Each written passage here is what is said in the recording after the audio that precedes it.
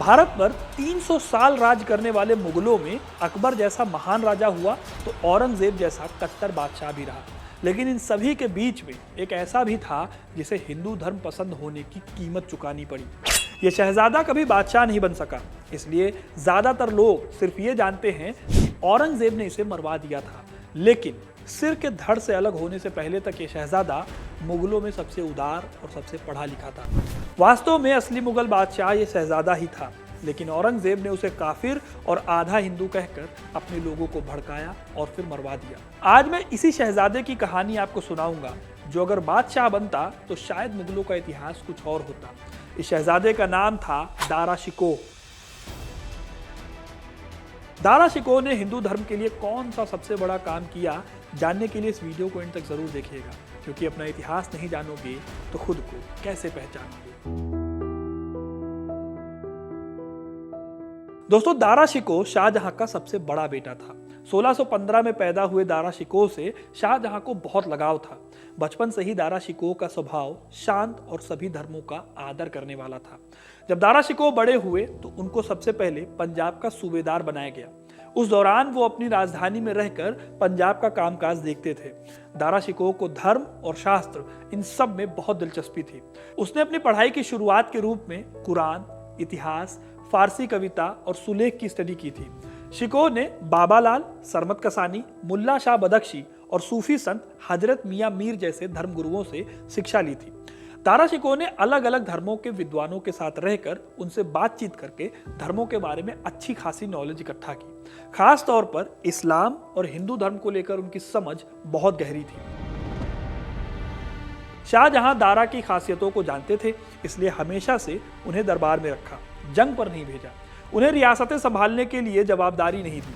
उनसे ऐसा कोई काम नहीं करवाया जिससे दारा को शाहजहां की नजरों से दूर होना पड़े। Dara Shikoh the man who would be king की लेखक अवीक चंदा बताती हैं कि दारा हमेशा शाहजहां के दरबार में उनके सामने रखते थे। जंग से उनका सामना वैसे कभी नहीं हुआ जैसे शाहजहां के दूसरे बेटों का हुआ, खास तौर पर औरंगजेब का, जो कि आगे चलकर हिंदुस्तान के तख्त पर बैठा। दारा एक इंटेलेक्चुअल, प्रतिभाशाली कवि और सूफी संगीत में रुचि रखने वाले इंसान थे। शायद इसलिए उनका मन कभी लड़ाई और मार झगड़े की तरफ गया ही नहीं।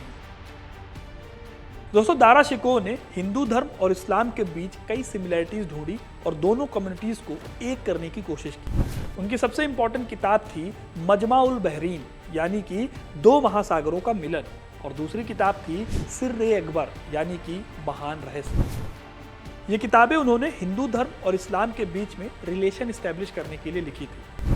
दोस्तों, दारा शिकोह का हिंदू धर्म को सबसे बड़ा कंट्रीब्यूशन ये था कि उन्होंने संस्कृत को भी उतनी ही शिद्दत से सीखा जितना कि फारसी को। इसके बाद उन्होंने उपनिषदों को ट्रांसलेट किया।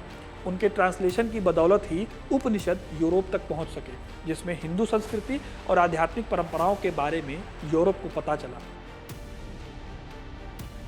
दरअसल उस दौर में यूरोप के लोग संस्कृत नहीं जानते थे, लेकिन फारसी को पढ़ सकते थे। इसलिए उन्होंने फारसी में इन उपनिषदों को पढ़ा, जिन्हें बाद में लैटिन भाषा में ट्रांसलेट किया गया। इस तरह दोस्तों, दारा शिकोह का बहुत बड़ा कंट्रीब्यूशन है इंडियन सबकॉन्टिनेंट के बाहर हिंदू धर्म के ज्ञान को फैलाने में, खास तौर पर यूरोप में। उनकी बदौलत वेस्ट में उपनिषदों का डिस्कशन फिलोसोफर्स के बीच में बहुत पॉपुलर हुआ। इस पर मैंने डिटेल में एक वीडियो भी बनाया है, जिसे आप इस लिंक पर क्लिक करके देख सकते हैं। फ्रेंच ट्रैवलर फ्रांसवा वर्नियर ने अपनी एक किताब वर्नियर की भारत यात्रा में लिखा है कि दारा शिकोह उस समय बहुत ही शांत और अच्छे गुणों वाले व्यक्तियों में से एक थे। उनका स्वभाव बेहद नर्म था। हिंदू और इस्लाम धर्म के बीच शांति और कई धर्मों की संस्कृति और फिलॉसफी में मेल जोल हो सके, इसके लिए उन्होंने बहुत काम किया था। इतिहासकारों के मुताबिक दरबार में रहते हुए उन्होंने युद्ध के मैदान में चालबाजी और इस तरह के घात लगाकर दुश्मन को मारने जैसी चालाकियों का सामना बहुत कम किया। आगे चलकर यही उनकी कमजोरी भी बन गई, क्योंकि आप दुश्मन के साथ घात नहीं कर रहे, इसका मतलब ये नहीं है कि दुश्मन भी आपको धोखा नहीं देगा। यही वजह है कि दारा शिकोह ने जंग नहीं लड़ी, और जंग के मैदान में ना के बराबर होने की वजह से उनमें लोगों को परखने की ताकत कम होती चली गई, और जंग लड़ने में जो उनका तजुर्बा था वो भी कम रह गया। एग्जाम्पल के लिए 1652 में कंधार की जंग के लिए शाहजहां ने पहले दारा शिकोह को भेजा, लेकिन शाहजहां को पता था कि वो शायद इस जंग को जीत नहीं पाएंगे, इसलिए उसने बीच में ही दारा को रोककर औरंगजेब को भेजा। हालांकि औरंगजेब भी इस जंग में जीत नहीं पाए। तब शाहजहां ने दारा को फिर से भेजा। ये मुगलों की पहली जंग थी जिसमें दारा ने सैकड़ों साधु और तांत्रिकों को भी उतारा था।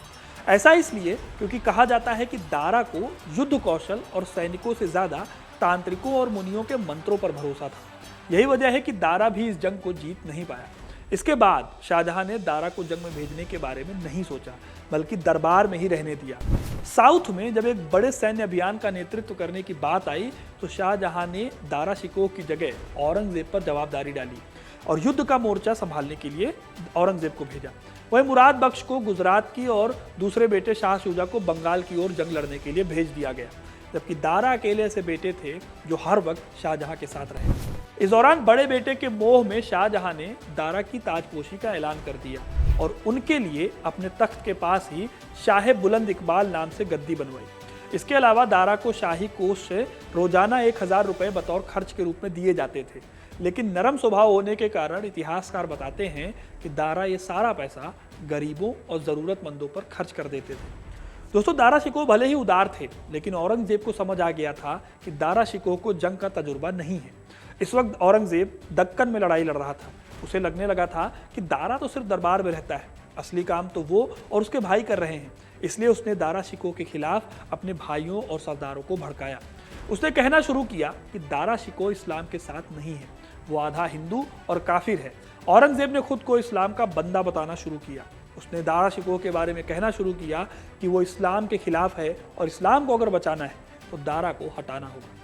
इस तरह जो लोग इस्लाम के कट्टर समर्थक थे उन्हें औरंगजेब ने अपनी ओर कर लिया। उसमें उसका भाई मुराद और शाह शुजा भी शामिल थे। फिर औरंगजेब ने दक्कन से आकर आगरा में शाहजहां को बंदी बना लिया और दारा शिकोह, जिसे शाहजहां ने बादशाह घोषित कर दिया था, उसे भागने पर मजबूर कर दिया। कुछ ही वक्त बाद दारा को गुजरात से पकड़ लिया गया और दिल्ली में उसका सिर कलम कर दिया गया। इतिहासकार बताते हैं कि सिर कलम करने के बावजूद भी औरंगजेब का जब मन नहीं भरा तो उसने अपने पिता शाहजहां को तोहफे के तौर पर कटा हुआ सिर भिजवाया, जिसे देखकर शाहजहां अपना आंसू नहीं रोक पाए। फिर उसने दारा शिकोह की बॉडी को वहीं ताजमहल में ही कहीं दफन कर दिया। बर्नियर अपनी किताब में बताते हैं कि औरंगजेब का मानना था कि जब भी शाहजहां की नज़र अपनी बेगम के मकबरे पर जाएगी, उन्हें ख्याल आएगा कि उनके सबसे बड़े बेटे का सिर भी वहीं पर कहीं पर सड़ रहा है।